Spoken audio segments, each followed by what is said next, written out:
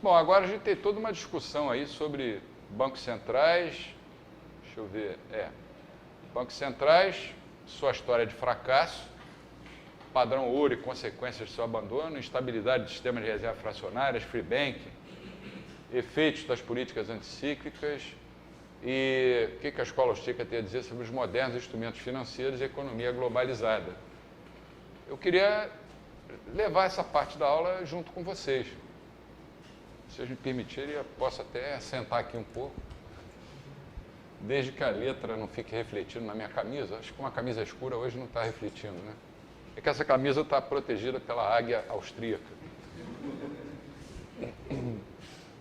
Os bancos centrais e sua história de fracassos. Por que história de fracassos? Por que a gente pode afirmar que os bancos centrais fracassaram?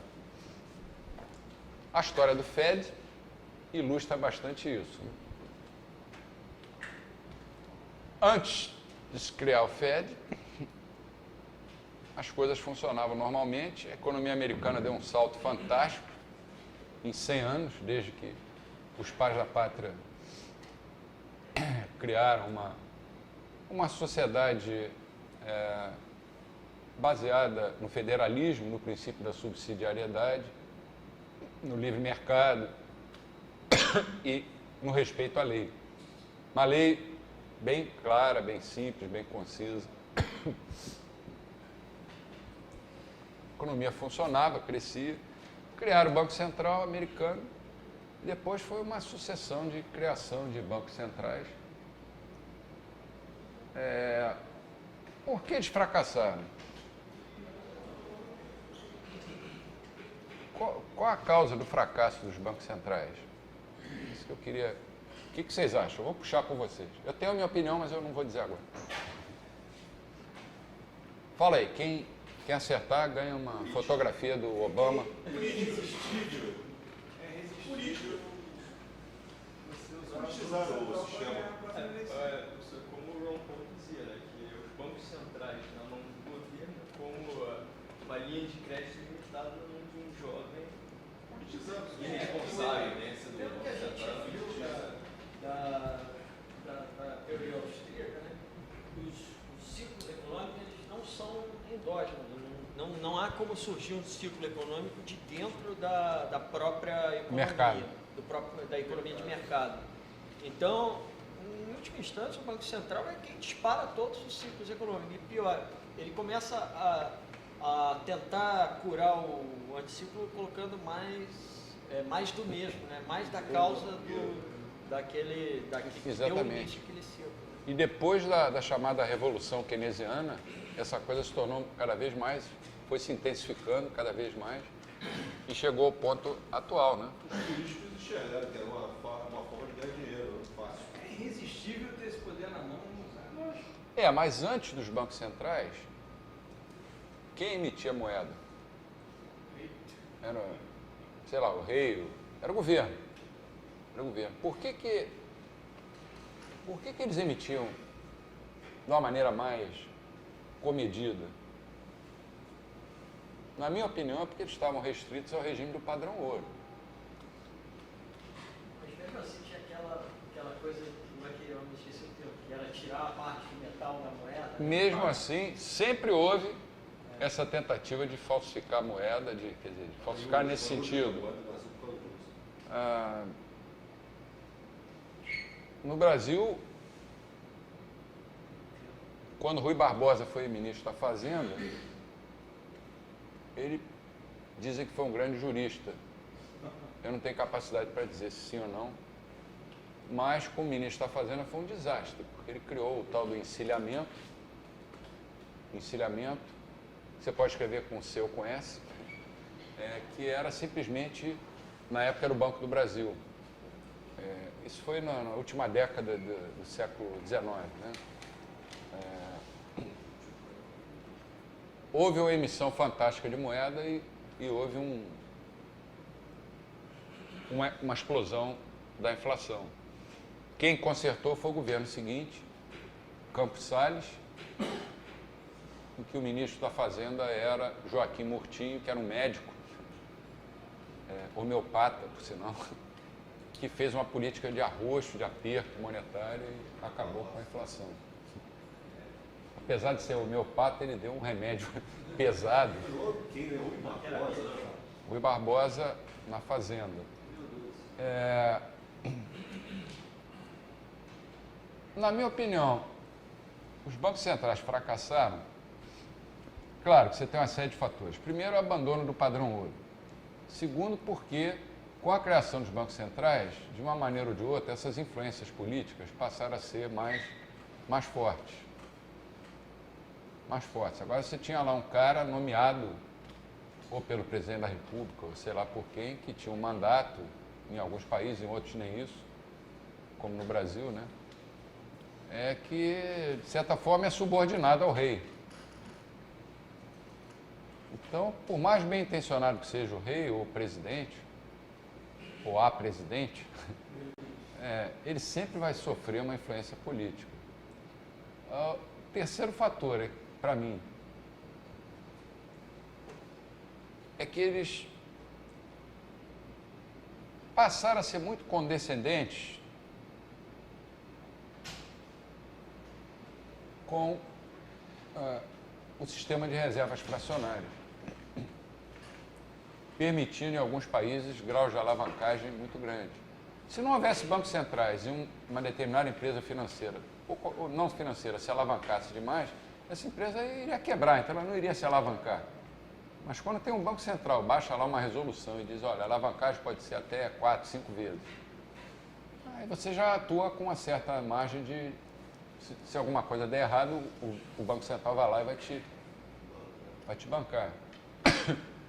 Eu acho que o fracasso dos bancos centrais se acentuou a partir de 15 de agosto de 1971. A gente estava falando até no intervalo agora, quando o Richard Nixon abandonou o regime do padrão ouro.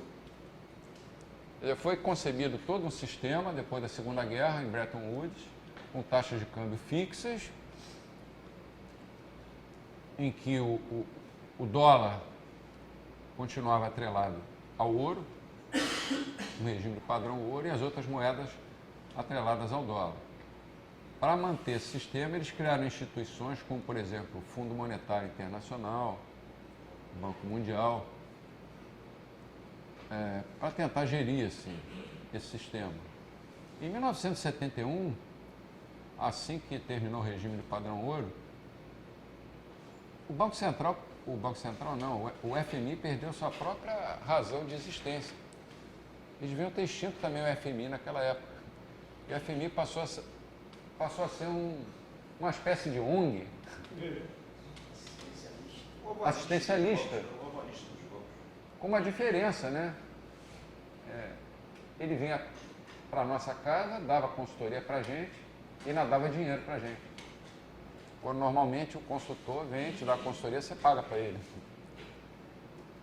Instituições como a ONU se transformaram em super ONGs. Qual a utilidade da ONU para o mundo hoje? Para mim é nenhuma. Inclusive já houve acusações de corrupção lá dentro na gestão anterior. Pior que nenhuma. Né? Pior que nenhuma. Se só não existisse, se limitasse a não fazer nada. Outra instituição também que eu não vejo como, o porquê da existência, ainda é o Banco Mundial. Para que existe isso ainda? Para que serve? Quer dizer, até os anos 50, 60 ainda se falava nesse negócio, né? Aliança para o Progresso, aqueles programas do Kennedy.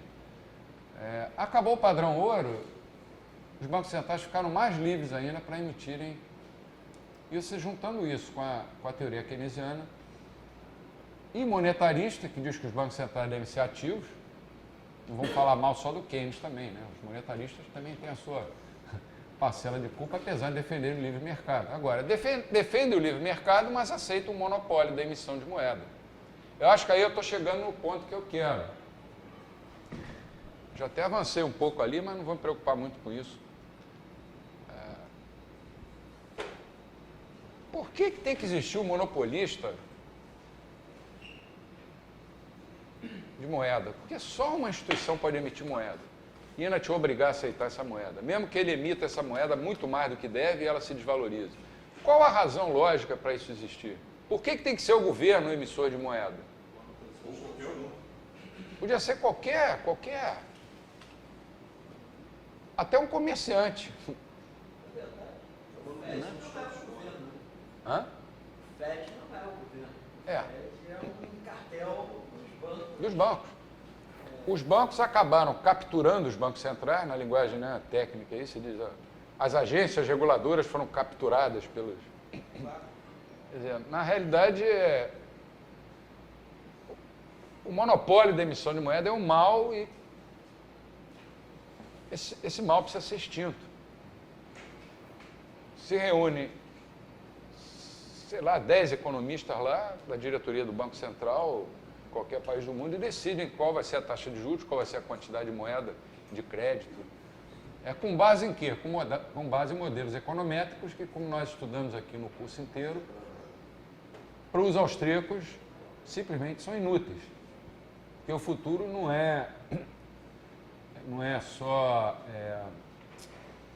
imprevisto, desconhecido. Ele é desconhecível. Você não pode conhecer o futuro. Como é que eu vou saber qual a quantidade de moeda certa que tem que circular no país, sei lá, no ano que vem?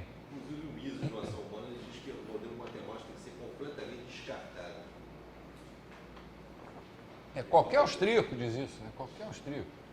Uma coisa que vai contra o próprio consenso, né? Eles, com tanta teoria, com tantas fórmulas, fazem a coisa, não dá certo e continuam acreditando na mesma teoria. Na mesma teoria. A matemática cartesiana, você tem um resultado ali fixo, né? Uma coisa mas... O pior é E não você dar tá esse lidando com resultado certeza. e insistir na mesma Você está fórmula. lidando com certeza. Então, como é que você pode ser, ao mesmo tempo, objetivo dentro de um subjetivismo?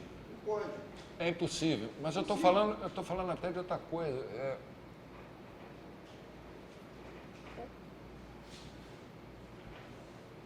Como é que eu vou me expressar? As pessoas parecem acreditar que, tá bom, esse presidente do Banco Central é ruim, no país qualquer. Quando mudar a diretoria do Banco Central, vai entrar um cara bom lá e vai consertar tudo. Como acreditam também com políticos, né? Saiu o presidente fulano, entrou Beltrano, agora entrou a Cicrana, vai mudar. E as coisas não mudam. Tem alguma coisa de errado em termos institucionais, que vai muito além da teoria econômica.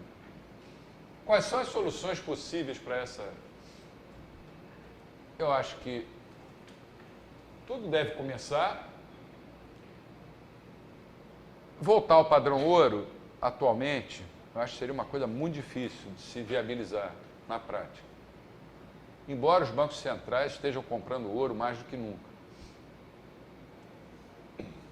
Tem lá no site do FED, eu ia até colocar no slide, acabei me esquecendo. Voltar ao padrão ouro seria uma das medidas adequadas, mas existem também outras alternativas. Quer dizer, é claro que a estabilidade do sistema de reservas fracionárias é uma coisa que pode ser atacada já, mas falta disposição para isso. Por quê? Porque os bancos centrais foram capturados pelos bancos. Se os caras mandam em você, como é que você vai impor a eles uma medida que vai contrariar os interesses deles?